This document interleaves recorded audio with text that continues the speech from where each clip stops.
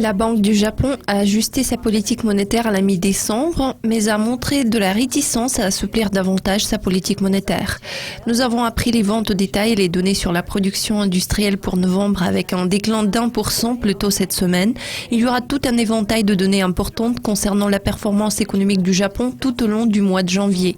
Pour discuter du comportement de la paire euro-yen, je reçois Tetsuya Inoue, directeur général et chercheur en chef à l'Institut de recherche Nomura à Tokyo. À quelle performance de cette paire de devises vous attendez-vous à court et moyen terme? Il est à noter qu'il y a beaucoup de facteurs à prendre en compte dans le cas de cette paire de devises pour être en mesure de prédire ses futurs mouvements. Je tiens à souligner qu'il y a beaucoup de points ressemblants en termes de fondamentaux économiques entre la zone euro et le Japon. De nombreux analystes, y compris moi-même, envisagent une bonne performance de ces deux économies en question en 2016.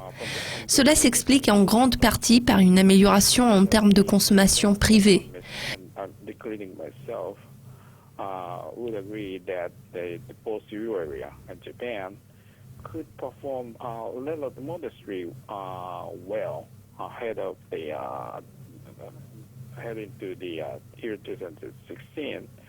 Probably largely supported by the improvement of the private consumption.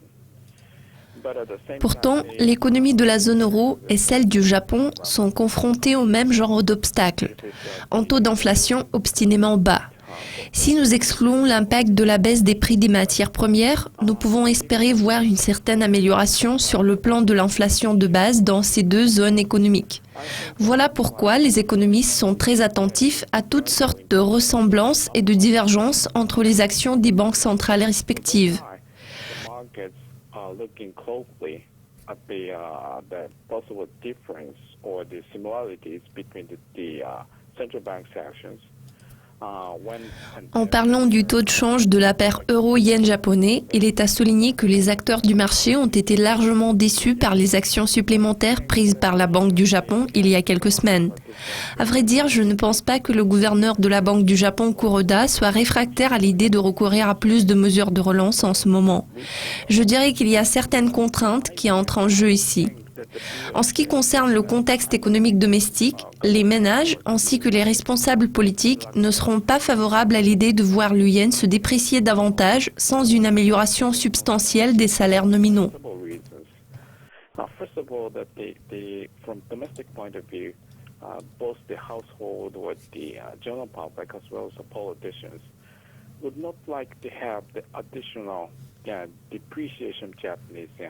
With the lack of substantial improvement of the nominal wages. En outre, en ce qui concerne les perspectives globales, nous voyons qu'il y a certains changements à l'échelle mondiale. Il y a pas mal de discussions au niveau du G7 et G20 et nous voyons clairement que l'angle de discussion a changé par rapport aux périodes précédentes.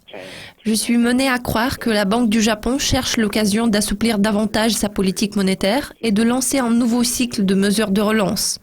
Donc cela m'amène à croire que des mesures supplémentaires que nous avons vues tout récemment ne font que préparer le terrain pour un nouveau stimulus dans un proche avenir. Il se profile clairement à l'horizon dans la première moitié de 2016. En revanche, il est à noter qu'il pourrait y avoir une certaine correction dans le taux de change de l'euro-yen dans un proche avenir.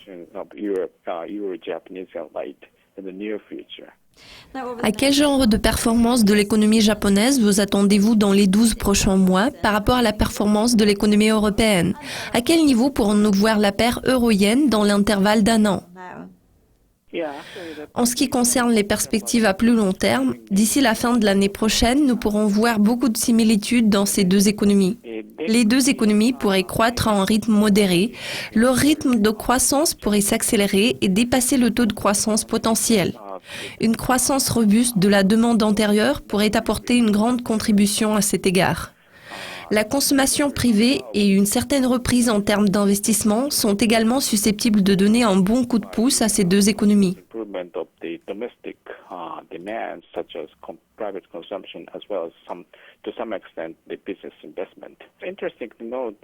Il est intéressant de noter que les deux économies en question ont un point faible. Cette faiblesse concerne les risques potentiels.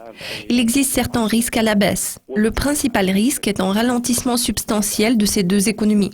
Si cela se produit, les deux économies vont subir un dur coup. Ce scénario baissier entraînera sûrement la nécessité de recourir à plus de mesures de relance pour les banques centrales. Dans ce contexte, les mesures de relance budgétaire deviendront inévitables. Il se peut que dans ce cas-là, le taux de change de l'euro-yen s'approche du niveau historique que nous avons observé l'année dernière. Je crois qu'il est tout à fait possible que la paire euro-yen japonais s'établisse au niveau de 130, voire encore plus haut, à 130,5 d'ici la fin de l'année prochaine.